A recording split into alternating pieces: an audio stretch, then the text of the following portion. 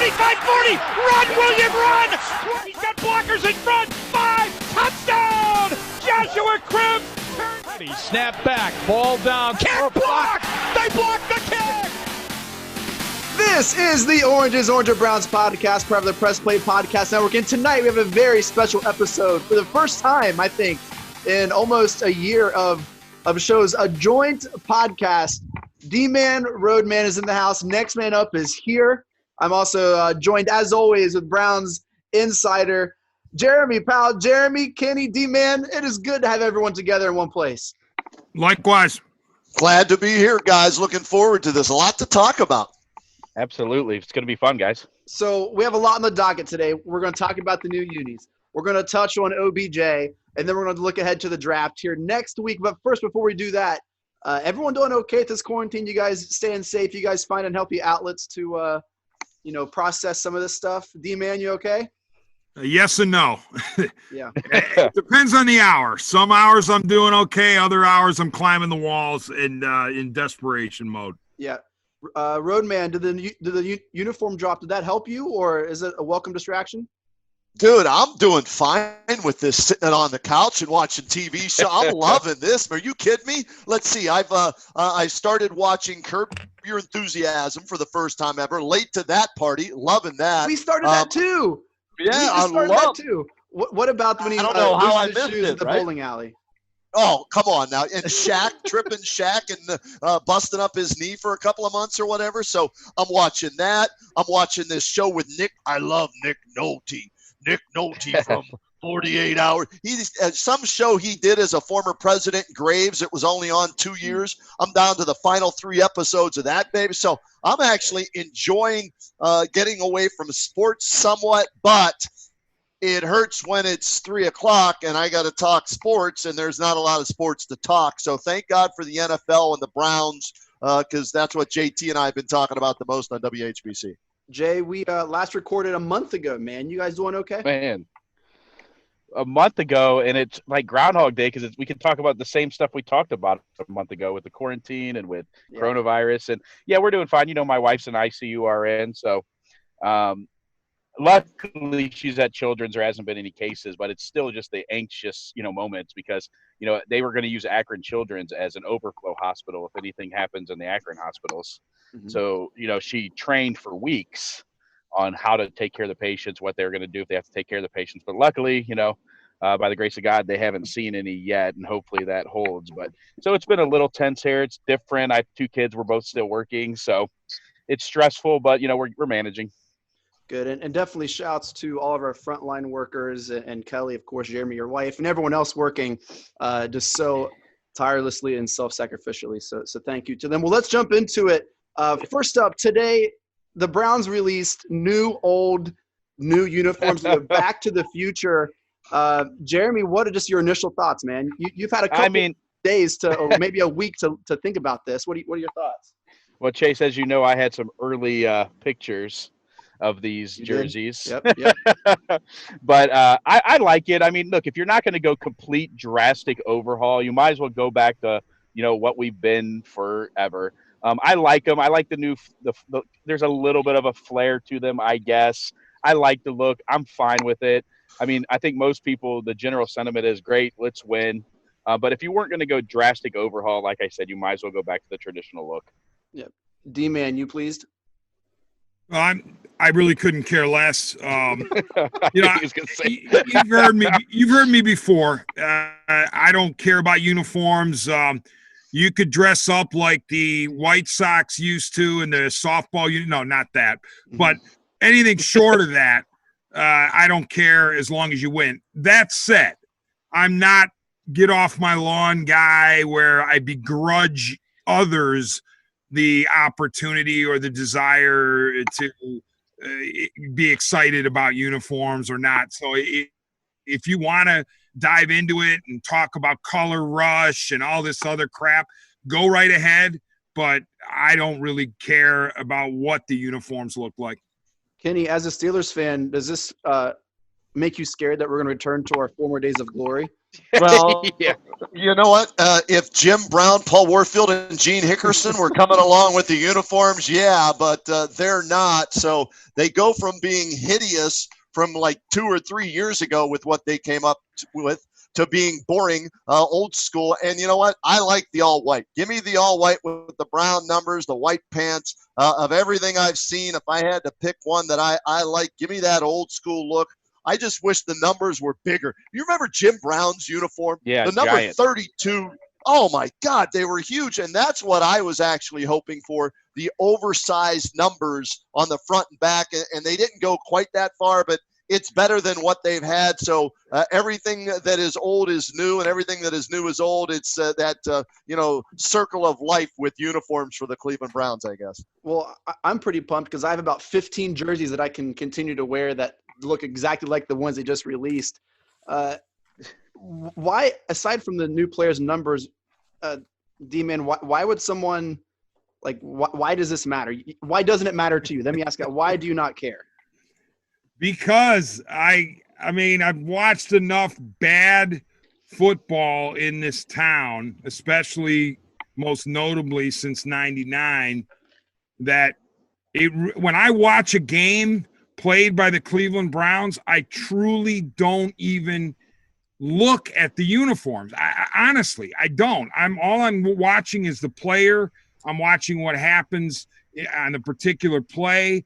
And again, I'm not trying to be fuddy-duddy or whatever. If it rocks your or rows your boat, if that's what you want to do, fine.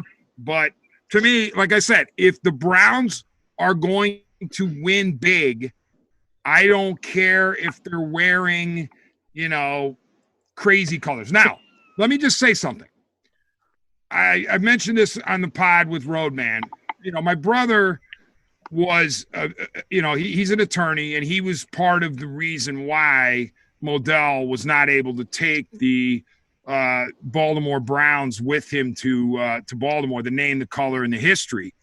So part of me needs to respect the colors, respect the name, which I do. It's not like threads. It's all in the threads. Yeah, I'm not dismissing that. I'm not saying, I don't care about the orange and brown or whatever. I'm my brother literally was in court making sure Modell couldn't make off with the name, the colors, and the history. So I do have an affinity for Browns colors. I just don't care what the uniforms look like. There's a part of me, D-Man, and God bless your brother for doing that for the diehard Browns fans, but there's a part of me that would have been curious to see if Modell did take the colors, what would have transpired then? You know what I mean? Would the name have changed? Would the colors have changed? Would have been, better and different than what it is? But you talk to all the old timers, they love just the plain Penn State type jersey with the Browns. Mm-hmm. It's because of the history and everything like that. But there's a part of me that it would have been fun, I think, from a talk show host perspective, to come up with the new name as well as the new colors with the fans and let them select it with the younger generation, because this is the new Browns with this generation compared to the old Browns when they won, 7 titles in 10 years with Otto Graham at quarterback. He played the championship game every year he played. So I just often think of that every once in a while. I agree with you, Kenny, now to look back on that. But at the time, everyone was so like the heat. You remember the heat, the passion of the moment. It was pissed. Exactly. But I think there's a point there. Would it have been better just to start over, start fresh, new team, new colors, new everything? I don't know. It's easy to say now after 20 years of just horrible football that we should have just let them take it and start our own thing. But yeah, I think there is something to be said that is an interesting conversation, Kenny. It's just interesting that in every other, think about this, guys, football, baseball, basketball, hockey, there are no teams outside of the Cleveland Browns that use the colors orange and brown that I can think of. Am I missing a team? It's the only team in all 4 major sports that uses that color combination. And I think there's a reason why, and that's let's be honest, right? It's not the greatest color combination, but it's the iconic Browns history that Dennis's brother fought for and fans fought for. So that's why you still have it. So I want to paint this picture. All right.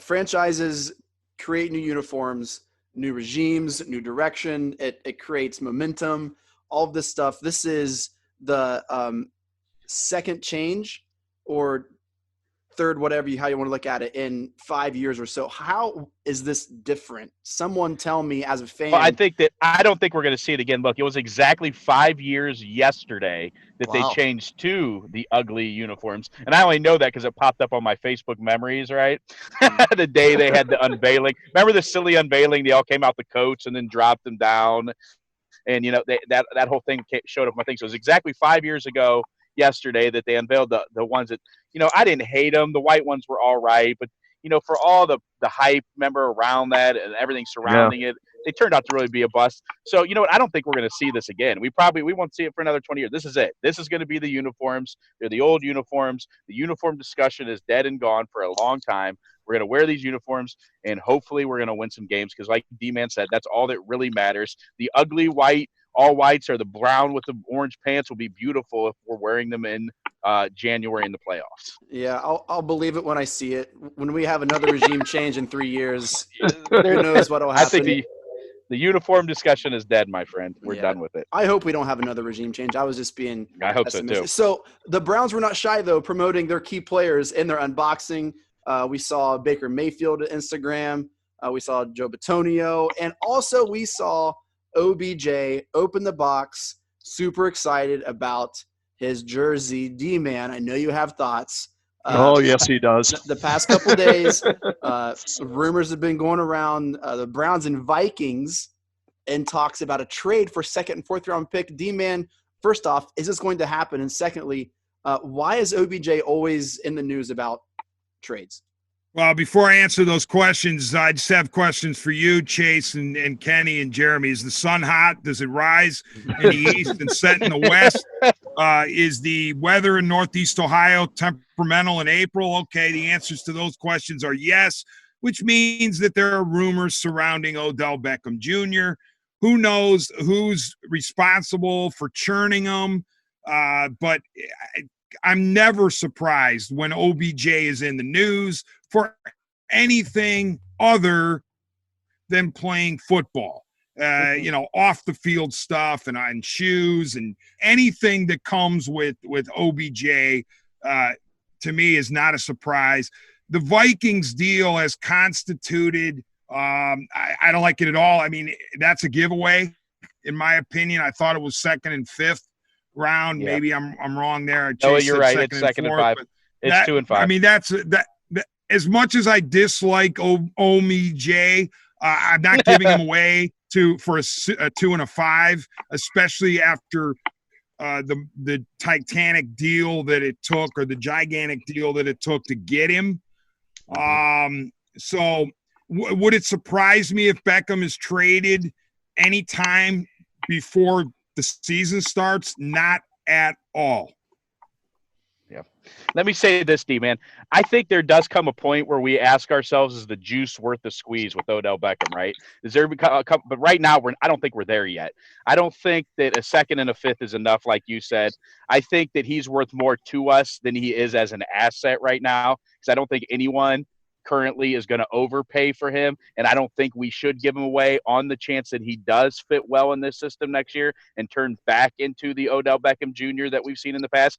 Maybe Coach Stefanski will learn how to get him the ball between the numbers and the hashes, where he's best with the ball, getting upfield and almost unguardable and uncatchable when he breaks open in the open field. I think that's unfair. I think he was the OBJ we knew. I think he was injured. I think we saw him produce in spite of his health. I agree. That's what I'm saying.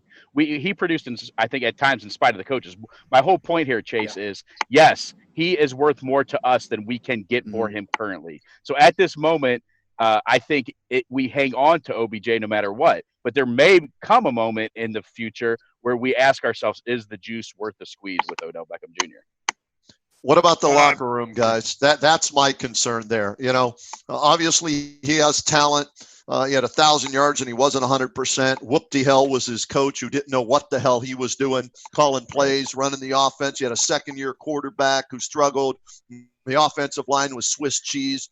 So I'm curious to see Jarvis and Odell and Baker all healthy back for a second year if we ever have football with the coronavirus pandemic that we're dealing with. But I worry about the locker room because as a Steelers fan, okay, you saw what Antonio Brown did, not only to his locker room, the Raiders, the Patriots. I mean, do you really need that headache? Jarvis Landry's not a headache at all. He's a great locker room guy. Now, we hear from the players that they all love Odell Beckham Jr., but they're not going to say they hate him. Let's be honest. Those guys aren't going to come out and say, you know, they wish he were traded and they don't like him. But the bottom line is, like D-Man said, you know, there's always something that follows Odell Beckham Jr. on and off the field. So if he's healthy, is his on-field production worth the headache that he gives you in the locker room and off the field? That's what you have to debate. And you've got a new general manager and a new head coach who didn't make the trade for Odell Beckham Jr. Listen, you know, I think I agree with what Jeremy, of course, is saying. I respectfully disagree with Chase on balance because I think Chase was making excuses for Beckham and the whole, you know, he played through injuries thing. Good job, Odell. I'm glad you played through the injuries, but you still were not the same player that we expected to see.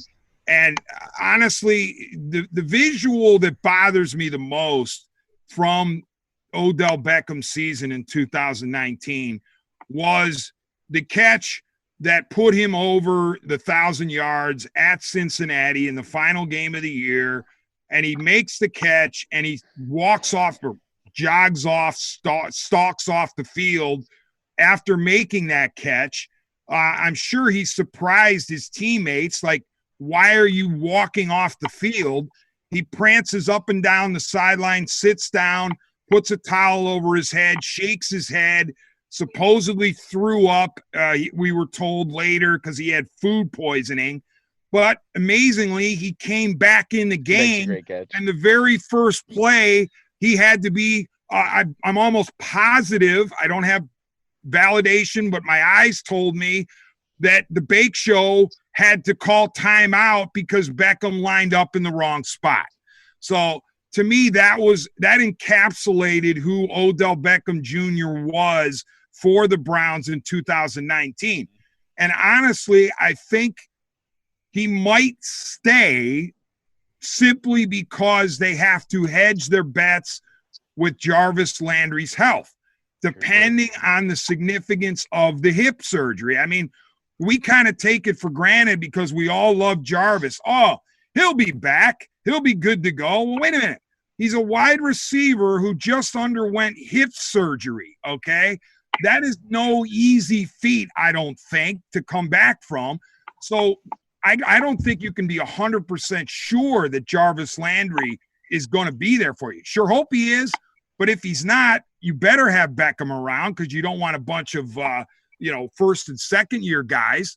But the other thing that might be the key, whether Beckham stays or goes, is the conversation that he had with Stefanski soon after Stefanski was hired.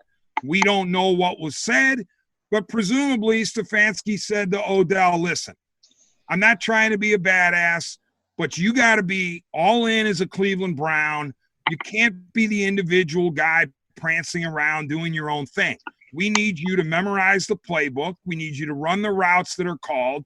We need you to be listening in the huddle at all times. We need you to know exactly what the snap count is, and you have to be on board with us. If you don't want to do that, then we're going to have to look elsewhere. I don't know how that went. Did Beckham say, absolutely, I'm all in, I can't wait to play for the Browns in 2020? Or did he roll his eyes at that and say, you know what, I'm thinking about my next destination? Yeah, can I tell you guys a secret? If we play football this year, I think the Browns are going to have the best offense in the NFL. I'm already sold. Of course you do, Chase. Now, listen, let me say this, too. Odell Beckham is a lot of things, but I don't think he's stupid. And I think Odell Beckham knows at this point that Odell Beckham's brand is not what Odell Beckham's brand was a year ago at this time. I think Odell Beckham knows that if Odell Beckham is going to be the Odell Beckham he thinks he is going to have to produce this year. So I think if we have a season, which I think we do, you guys may disagree, but I think there will be a season. I think you'll see the best of Odell Beckham for at least a year so he can get back to where he is. What I referenced earlier about getting Odell Beckham the ball, I don't know if D-Man, me and Chase have talked about this. I don't know if D-Man and Kenny have seen this, but a defensive coordinator, I can't remember off the top of my head, put together a compilation film to show his defense before they played the Giants. And he said that Odell Beckham is the best player in the league if you get him the ball between the numbers and the hash on a post route, essentially in space. And last year, the only time I remember the Browns doing that was when? In the Jets game when he went 80 yards, right, for a touchdown. I think Stefanski's smart enough to know to get him the ball in the spaces where he can produce with it. I think that's kind of Stefanski's specialty. So I think that Odell has to have a big year this year. Odell knows it, and I think you'll get the best Odell you can. I could be wrong, and this could all blow up, but that's where I'm at on it. Jeremy, that was Odell Beckham's Guys, what happens? monologue. What happens? Yeah, what happens when Stefanski decides that he's going to use the fullback on 3 straight plays blocking, and then when they do play action, he throws to the tight end, Austin Hooper, the highest paid tight end in the NFL, and not to Odell Beckham Jr.? What happens then? How does his ego handle that? That's what concerns me again with Odell Beckham Jr. Yeah. And no doubt that's legit. And Kenny, that's a legitimate concern, obviously. I mean, look, last year at times Stephon Diggs wasn't happy, right? We went through like a 6 or 7 game stretch where he wasn't getting the ball enough. Now they managed to iron that out and they got him the ball. And so there's no doubt that's something you have to worry about. Like I said, though, at the current time, I just don't think as an asset he draws enough to get rid of him. And I think, but that could change quick. I mean, we could be 5 weeks in and this could be a mess and he could be gone at that point. I don't know. But I just think at this point right now, you have to take it. He's worth more to us than as an asset. But can't you take Stefanski's role in the Vikings last year and say, well, hey, he learned the first 6-7 games from Diggs, and they made it to the second round of the playoffs, right? They beat the Saints. I mean, they played great football. So it's a fair point. So why can't you say? But what concerns me, Chase, is new head coach, first time ever head coach. He wants to call the plays. You remember his first press conference on, I'm willing to maybe give up the play. Well, I haven't heard him say he's giving up the play calling yet. And that concerns me, trying to wear too many hats as a first-time head coach. Hello, whoop-de-hell's an example there. And there are plenty of other examples. Pat Shurmur twice. So that's all I'm bringing up. So just to make sure we're on the same page, real quick, D-Man, OBJ is on the team, plays for the Browns all year, yes or no? No. Kenny? Yes. This is fascinating. Jeremy, what do you think? I'm going to say yes for 2 reasons. One, because this is obviously going to be an abnormal off season. And it's going to be, but I'm just going to say yes. He's going to be on the team this year. Yes. Man, I'm going to say no simply because I really want it to happen. And I just feel like that's how it goes. Mary Kay reported that rumor is false. Yeah, I saw that. She has tweeted, but others are refuting that, saying it's out there. We're seeing a lot of mock drafts with it being done on next week during the draft. So only time. Chase, yes, sir. Chase, let me jump in here for a second. Please. I believe Mary Kay's source saying that the deal as constituted, as reported, is false. I think that's a fact. That a 2 and a 5 for Beckham it gets you laughed off the phone. Even a guy who doesn't like Beckham, such as I, knows he's worth more than that. And as Jeremy pointed out, he's much more important to you as a player here than giving him away like that. So it's entirely possible that the Vikings and Browns are engaged in talks about Beckham. It's just that a 2 and a 5 was so ridiculous that the source was able to tell Mary Kay that's flat out false. What about if you throw in another team and you make it a menage a trade between the Cleveland Browns, the Minnesota Vikings, and the Washington Redskins, and all of a sudden Trent Williams, is that his name? Trent Williams, the left tackle, is that his name? Yeah, that's his name. If he becomes a part of that trade where you get Williams and a second rounder next year, the 5th rounder goes to Washington and OBJ goes to Minnesota. So would you be okay with getting a starting left tackle and a second-round pick next year for Odell Beckham Jr.? Man, I would be so bummed if he's not on the team. Not on. Well, look, people who just bought OBJ jerseys are going to be ticked because they just spent $80 to $100 on an OBJ jersey that's in the buyer rafters beware. with Listen, if you're a Browns fan, if you're a Browns fan, you know one thing: it's buyer beware when it comes to jerseys, that is right? the truth. I mean, that's been our mantra for 20 years. Now, let me make a double advocate argument, Kenny, about that trade. It's this draft people say is one of the deepest wide receiver drafts in a decade. I mean, there's a lot of top end talent as well. You know, your CD Lambs, guys like that. So say we do that. Say we spin some picks. We end up with Trent Williams. We get our left tackle, and then we have our number 10 pick sitting there that we still have that we could use on, best player available, best receiver that could step in and have an immediate impact.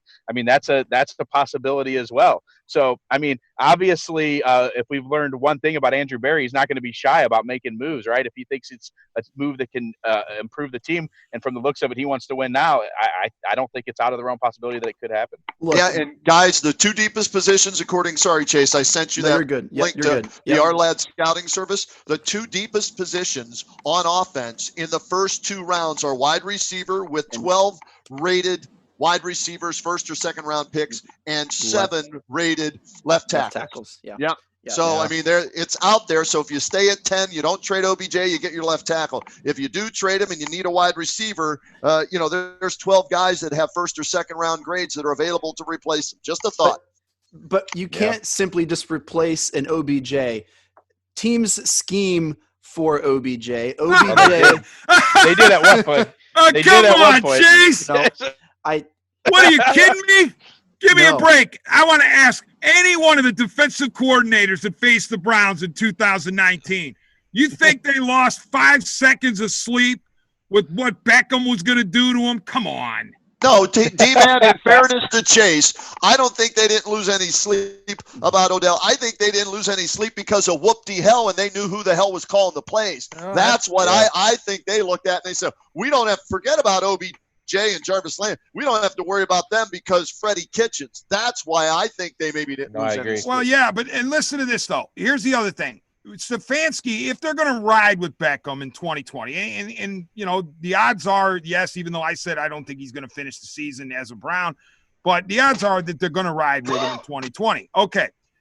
If so, Stefanski needs to get it in writing that Beckham is all in, that he's on board with everything, and that includes, as Jeremy and Kenny have said, you got skill positions filled, all right? You have Landry, you have Chubb, you have Hunt, you have Hooper, you have Njoku perhaps. There's only one ball. There's there's only so many offensive snaps. You cannot have Baker Mayfield go through what he went through in 2019. Granted, I'm not making excuses for Mayfield. He didn't have a good year. He would be the first to admit it, I'm pretty sure.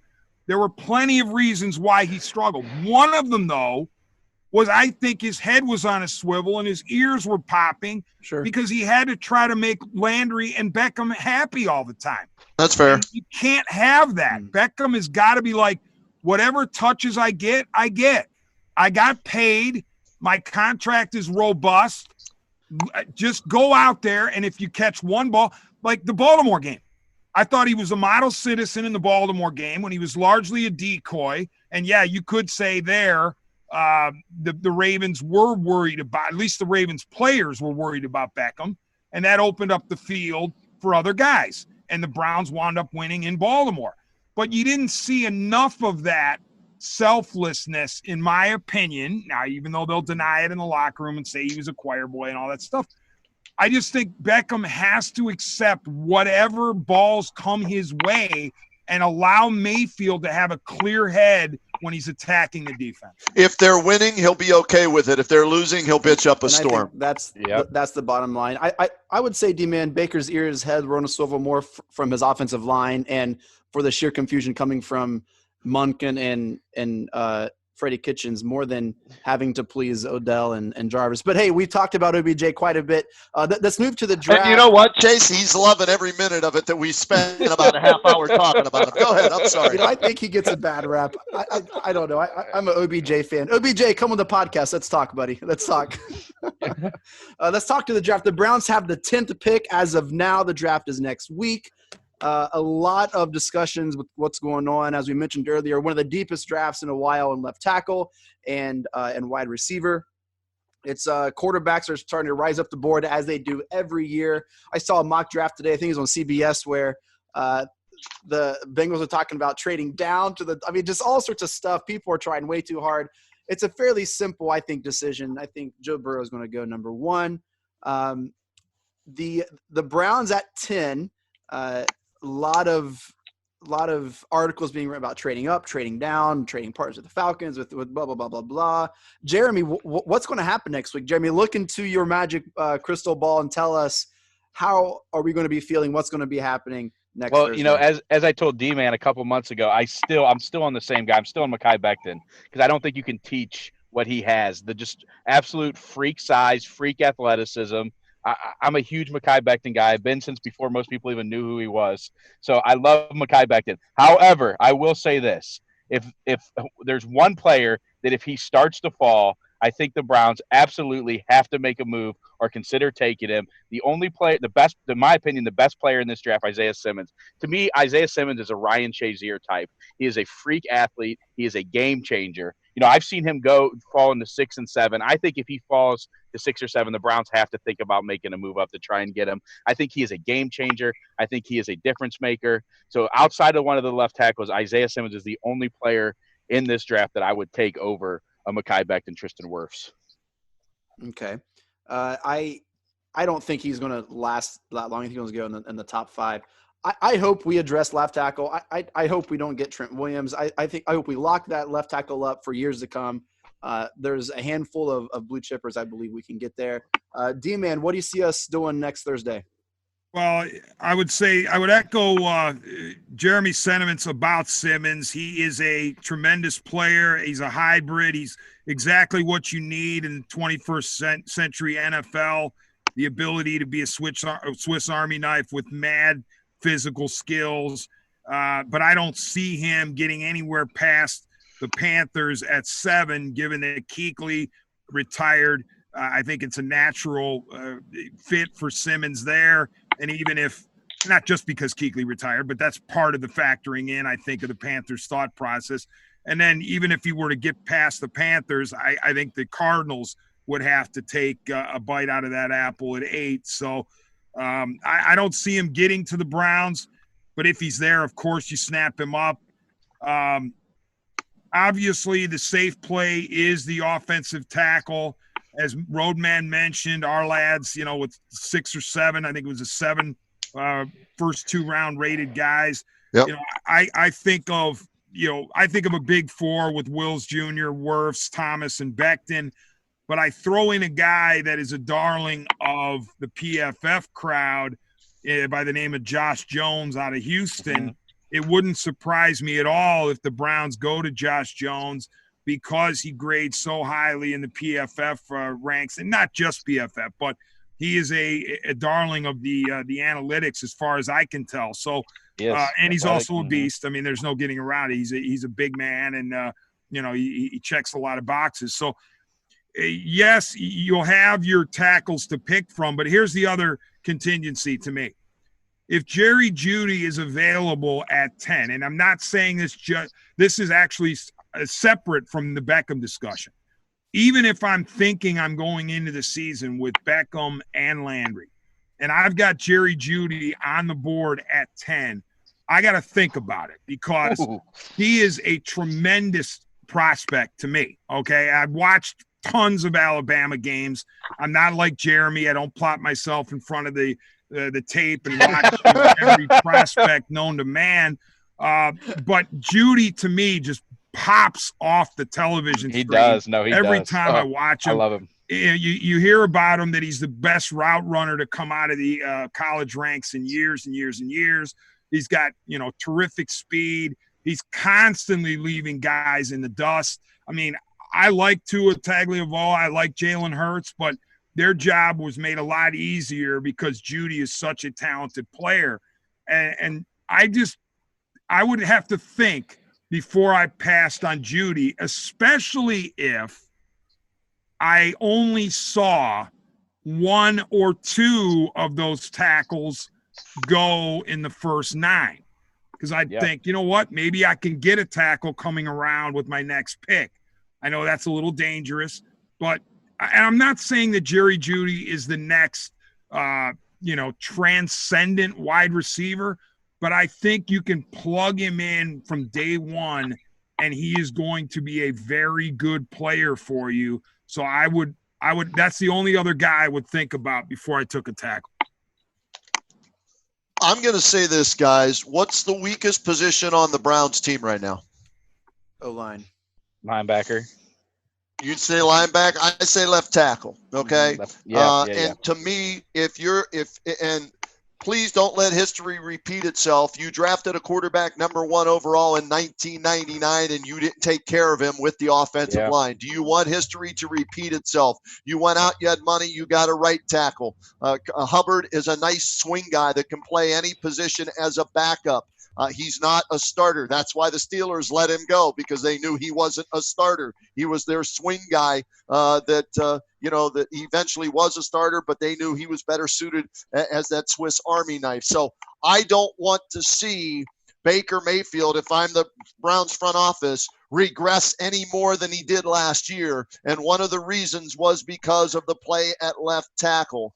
And so for me, if Tristan Wirfs starts falling, that's the guy I'm trading up for to try and get him coming out of left tackle university at Iowa with Kirk Ferentz, and then he's going to be coached by Bill Callahan with the Cleveland Browns now. I think somehow, some way, they've got to come away with a left tackle out of these 5 guys: Wirfs, Thomas Becton, Wills, or Jackson from USC. I think those are the 5 best tackles in this draft, and somehow, some way, they need to get one of those guys, plug and play at left tackle. Now, possibly at 10, if you're looking at Jackson or Wills, maybe you can trade down a little bit and still get that left tackle and pick up an extra 2nd round or 3rd round pick.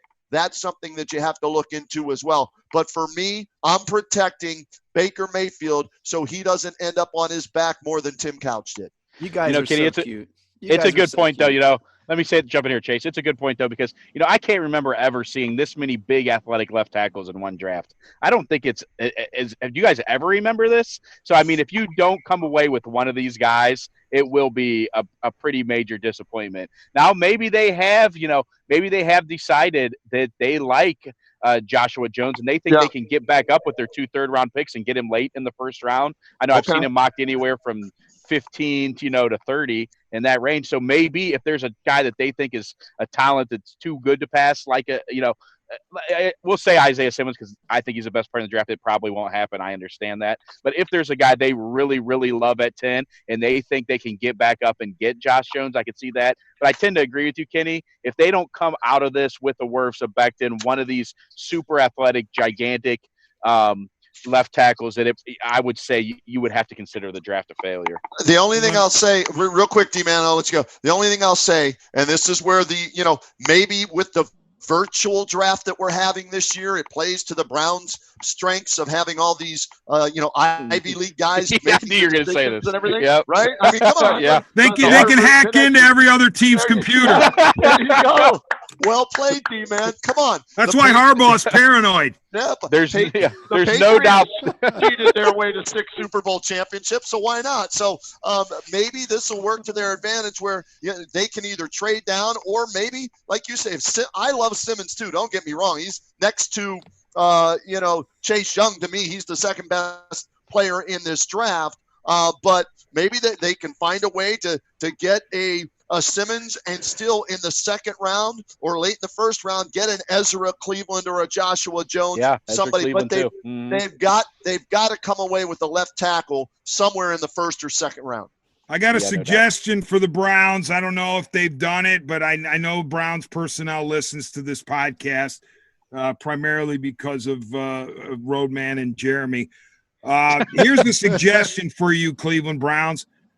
I want you to get on the horn with Joe Thomas, and I want you to pay Joe Thomas whatever he wants, but I assume all Joe would ask for is a couple of slabs of ribs and a nice beverage. And you say, Joe, I want you to break down the tape of these 5, 6, 7 stud tackles, and you give us your list 1 to 7 of who you think translates the best at the NFL level. I get that Thomas is not on the coaching staff. I don't care. I call him in as a consultant. I say, Joe, I just want you to tell us as an organization who you think works.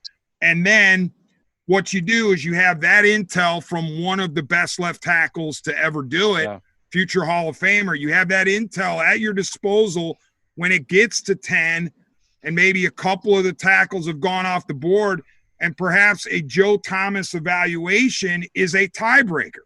Maybe you have a couple of guys on the conference call or however they're going to do it who say, oh, it's this guy, it's this tackle, and a couple others say, no, DePodesta's like, no, it's this guy. Well, you know what? I want to know what Joe Thomas has to say. So I think that's an easily accessible resource that the Browns should definitely use in terms of the tackle evaluation.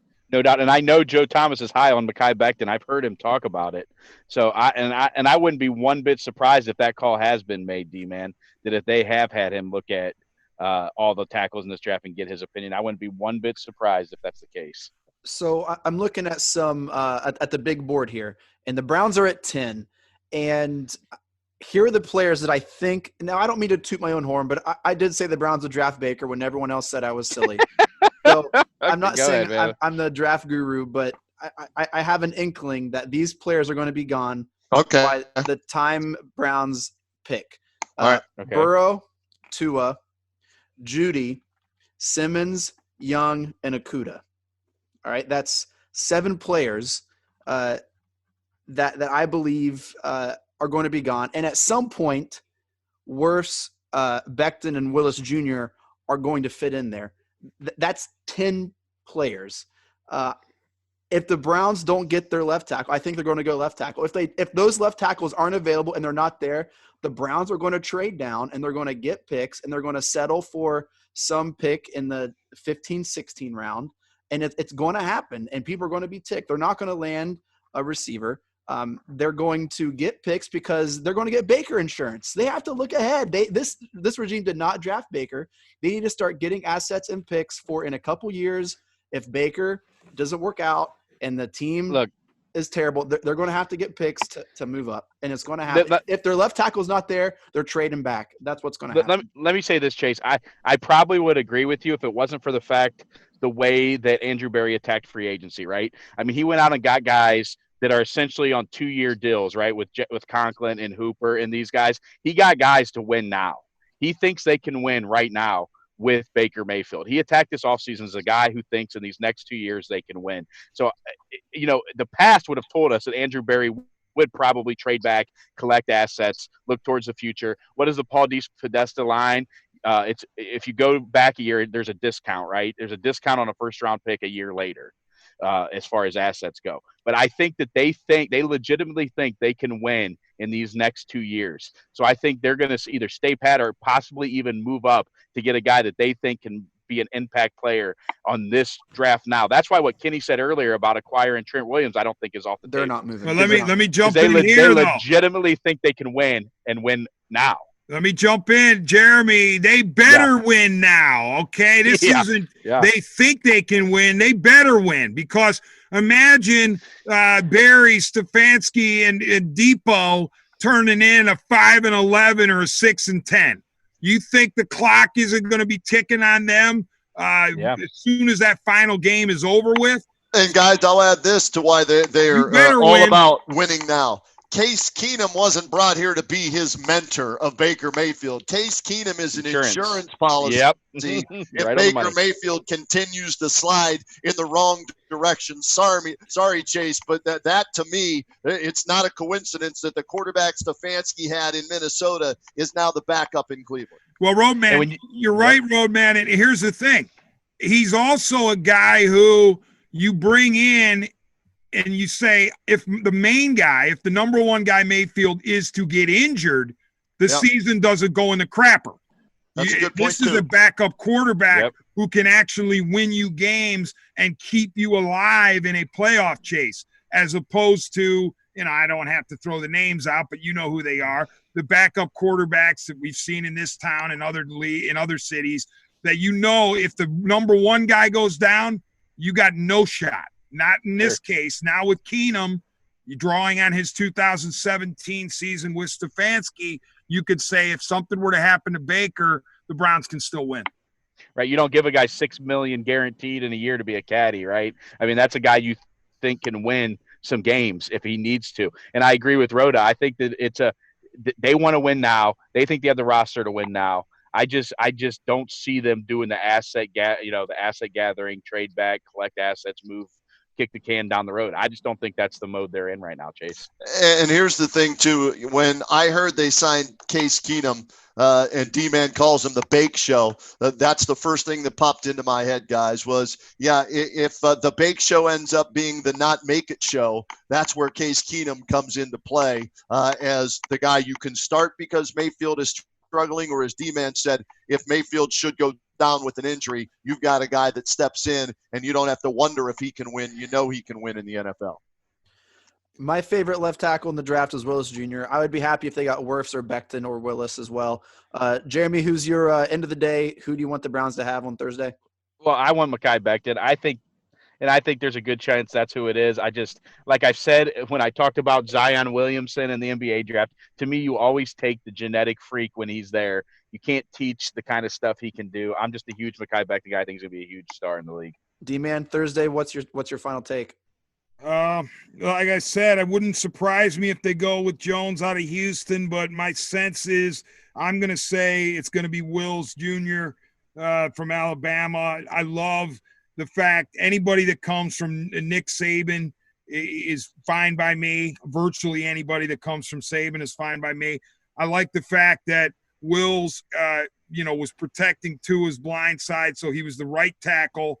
He can slide over to the left. You also have to remember that Conklin, I'm almost positive, was a left tackle in college, so he's more than capable of playing left tackle if necessary.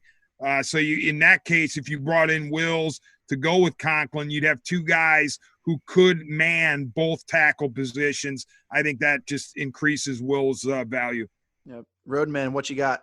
If I have my choice of just grabbing this guy, regardless of where I'm picking, I want Tristan Wirfs out of Iowa. Just the last note in the RLAD scouting service, first true freshman to start at either offensive tackle in the Kirk Ferentz era at Iowa, and they produce left tackles all over the place since he's been there. So if there's a way the Browns can get Tristan Wirfs, that's the move I make if I'm Andrew Berry. Well, guys, this feels like a new era. It feels like a new day for the Cleveland Browns. We got new uniforms. We got a franchise quarterback. We got the D-Man and the Roadman in the house with the Oranges Oranger, Jeremy Powell. I'm feeling good, guys. How you feeling, man? You guys ready for the season? You guys hope we got some football? Let's hope so, man. At least we have the draft next week, right? I mean, Thursday, Friday, and Saturday, there's some sports to actually watch. We're doing an 8-hour radio show on WHBC from 3 to 11 because of the NFL draft from here's what I've heard. I've heard that the first round is going to be done from Roger Goodell's basement. And then, then rounds 2 through 7 are going to be done in a van down by the river. So that's what they're going to do with the rest of the draft. There'll be plenty of time for that. Let me tell you this.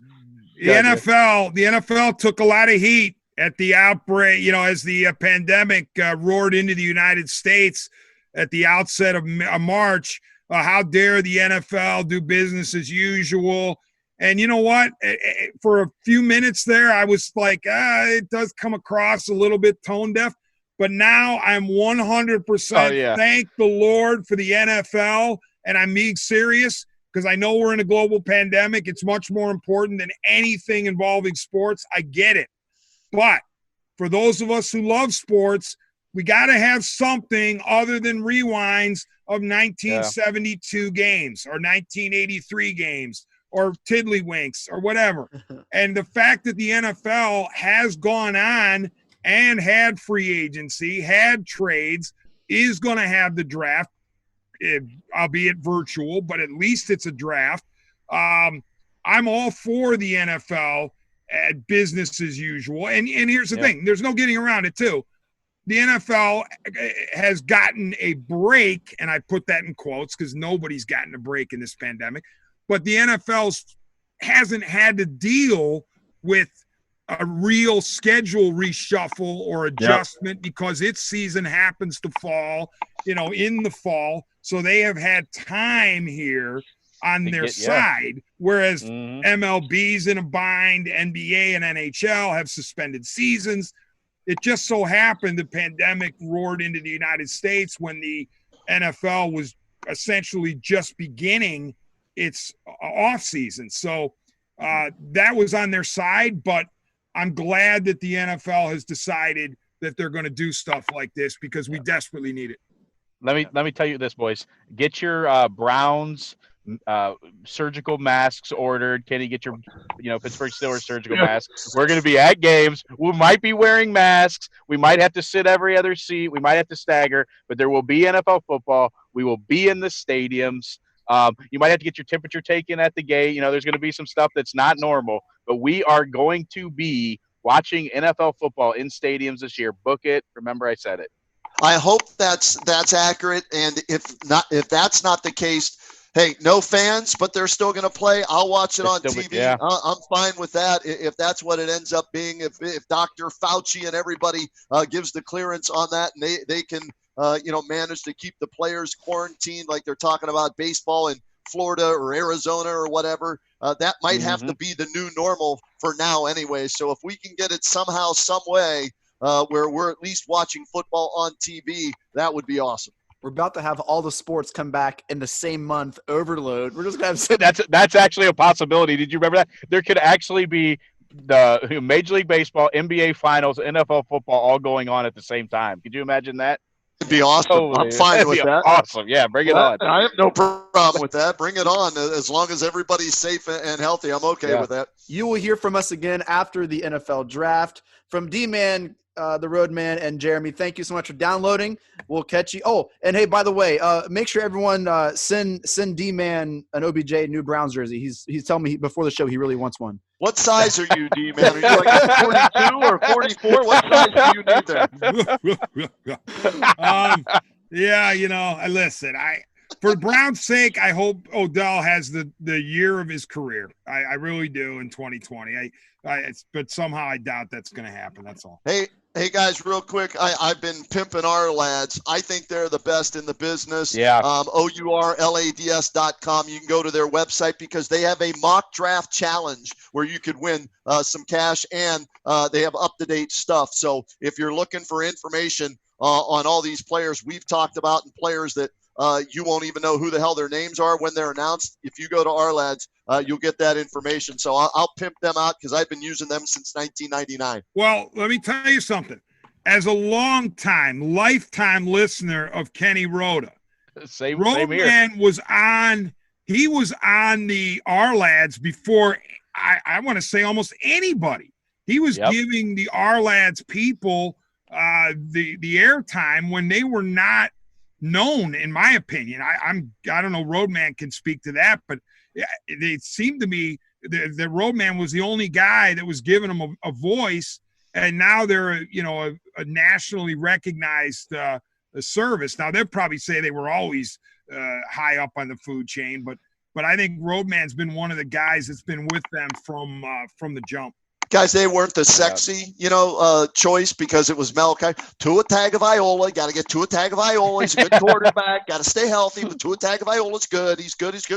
They weren't the sexy pick, but they've been the solid, steady pick, and every NFL team will have the Our-Lads guide at their fingertips come draft night, Thursday, Friday, and Saturday. And Jim Sabo was the original guy that we dealt with, and now it's Dan Shonka, who's been on 3 NFL front offices. So they're enough pimping them, but if you want information, ourlads.com. Hey, Chase, Yes. since you've anointed yourself as the quarterback guru when it comes to the draft, I got a question for you, Mr. Smith. Yes, sir. You're the Miami Dolphins sitting at number 5, and Joe Burrow's gone 1, Young is 2, Okuda's 3, Wirfs is 4, and you're sitting there going, I'm the Dolphins. I got Fitzmagic for maybe 1 more year. I certainly got to bring a quarterback in. Are you going to invest in Tua and his multiple surgeries, or are you going to go with Mr. Herbert out of Oregon or someone else? Tua right away. If it fails, you get Sunshine from Clemson next year. You know what's Good answer. Solid Yeah. call. Yeah, I think Bucky Brooks does have Herbert going to Miami now. I feel you got to feel bad for Tua. This situation has probably hurt him more than any other player in this draft, right? Because teams haven't really got to have a really good look at him. Look good at his pro day. Woo! Yeah, and he did. And I'm a Tua. I like Tua a lot, but Love I just Tua. can't help but think that with that kind of investment, they have to put in a player to not really be able to look super closely at a guy who's had that kind of injury history in his short college career. It's a gamble, man. It's a gamble. If I'm the Tua Dolphins, Tagovailoa, he can spin the ball, he can throw it in the tight windows. Gotta love Tua Tagovailoa. Don't be scared with the injury. Right. Tua Tagovailoa's the guy. Get Tagovailoa at number 5. You're good. Isn't Tua? Doesn't you think Tua just has a pretty release though, man? It seems it's so beautiful. effortless. Yeah. Just an effortless release. See, The by all ball comes accounts, off his fingers like nobody I've ever seen. It's Tua Tagovailoa. You by gotta love all him. accounts, a fabulous dude too. I mean, Yeah. just Oh, yeah, all the absolutely. stories you hear and read about him. If you're rooting for anybody, it should be him. And No doubt. It's too bad he's got that. And here's the other thing too: there is a cautionary tale with the injuries. You can't just say, well, a guy who's been injured in college, he's going to be fine in the pros, because at the quarterback position, there's a list of guys who have had significant injuries in college and been injured within the first 3 or 4 years of their NFL careers. So these teams have to be wary of it. But Chase makes a point. If Tua somehow doesn't make it through, I mean, I like Fitzmagic, but I'm betting if you got it Tua that he's starting by half the season. Sure. At a minimum, he might start from the jump, and Fitzmagic goes back to the bench, although he did a really nice job for Flores last year. But if it is to go south for you, you have a chance at a transcendent talent like Trevor Lawrence. So you guys stay safe, stay inside, and we'll catch you here in a couple weeks. All right, thanks, Chase. Thanks, See you Jeremy. guys. Thanks, Roadman. Thanks, guys. Yep.